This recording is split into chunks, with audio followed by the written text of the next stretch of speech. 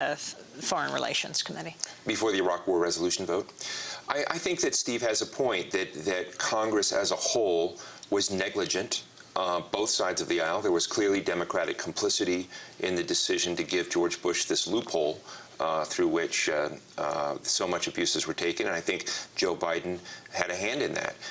I think that since that time, he's done a lot, significantly more than most, to not let that happen again. Like what? I think that his vote against the IRGC, and people forget at the time of early 2005, after George Bush had beaten John Kerry, if he did beat him, let's just leave Ohio up as a question mark, but George Bush remained president. George Bush had not lost a single foreign policy battle of any kind, any national security battle, had all the funding. The environment, the sort of ecosystem in which these decisions were made, not to forgive Joe Biden, clearly people like Dennis Kucinich and others had opposed these issues for a long time. And Biden clearly wasn't there. But the battle against John Bolton, while it may have seemed small, was the first chink in the armor. And so in 2005, I think Biden, to some degree, said enough is enough. This pugnacious nationalism, disdain for the international system. And I watched through the Foreign Relations Committee Biden work with people like me to bring in the Scowcrofts, the Brzezinskis, the Larry Wilkersons, who were speaking out against the so-called Cheney-Rumsfeld cabal.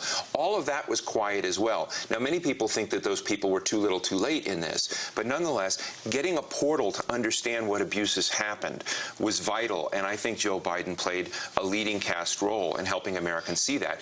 And in early 2007, after Bush essentially just threw the Iraq Study Group report into the trash, Biden listened very carefully to what Bush said. Yeah, Baker Hamilton, and he went after Condi Rice, he went after other members of the administration and says, you're not going to do this on Iran. Well, we're going to get response from Steve Zunes after break. We're talking to Steve Clemons, Senior Fellow at New America Foundation, his blog, thewashingtonnote.com, and Steve Zunes, Professor of Politics and International Studies at University of San Francisco. Stay with us.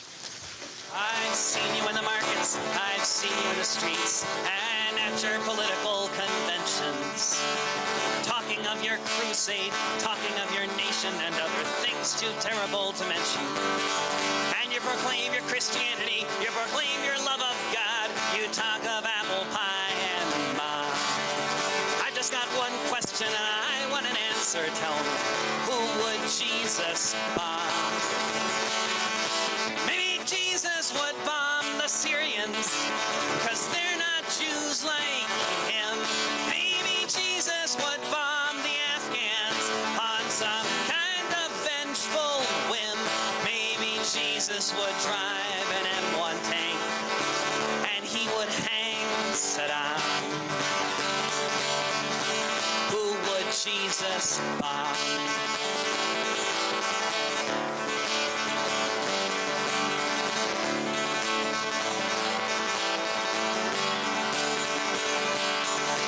I've seen you on the TV and on the battleships. I've seen you in the house upon the hill. And I've heard you talking about making the world safer and about all the men you have to kill. And you speak so clearly. David Rovik performing at the Progressive Democrats of America at the Central Presbyterian Church right here in Denver. This is the first day of the Democratic National Convention. We are breaking with convention, war, peace, and the presidency. Here for this week and next, we've expanded our broadcast to 2 hours. And if your station is not running the full 2 hours, you can always go to our website at democracynow.org to catch the other hour on audio or video podcast. Our transcripts will also be there, and we're looking for people to help us transcribe. You can email us at transcribe@democracynow.org. This is a group effort all over the world as we broadcast from the streets to the suites to the convention floors of both Denver. Then we head to St. Paul for the Republican convention. Right now, we're talking about Senator Obama's pick for a vice presidential nominee. He has chosen Joe Biden. It came to people in their cell phones if they signed up for the text message from the Obama campaign early on Saturday Saturday morning. Steve Clemons is Senior Fellow at the New America Foundation. His blog, thewashingtonnote.com. Steve Zunes is Professor of Politics and International Studies at the University of San Francisco. He works with the Foreign Policy in Focus project of the Institute for Policy Studies. Steve Zunes, I wanted to get your response on how Joseph Biden has changed in later years, and especially around the Iran vote. Oh, certainly he has been far more responsible regarding Iran than he was in the months leading up to the invasion of Iraq. But it's important to know that he has been pretty hawkish on other issues as well. I mean, he's been a big supporter of maintaining the sanctions, strict sanctions in Cuba.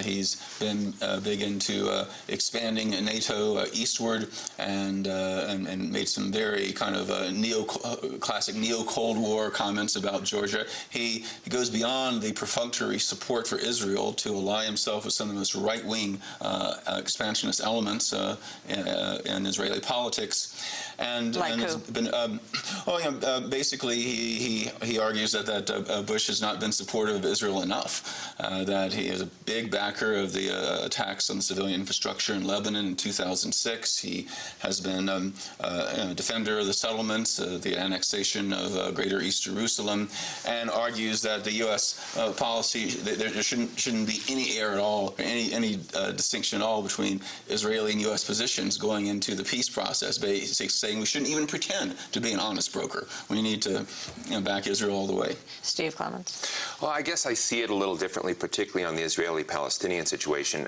Everything Stephen just said about the statements that Biden said about not letting there be any error between Israel and the United States is accurate. But at the same time, Biden has worked hard on other fronts to say let's not have false choices between Israel's security and Arab interests and getting a positive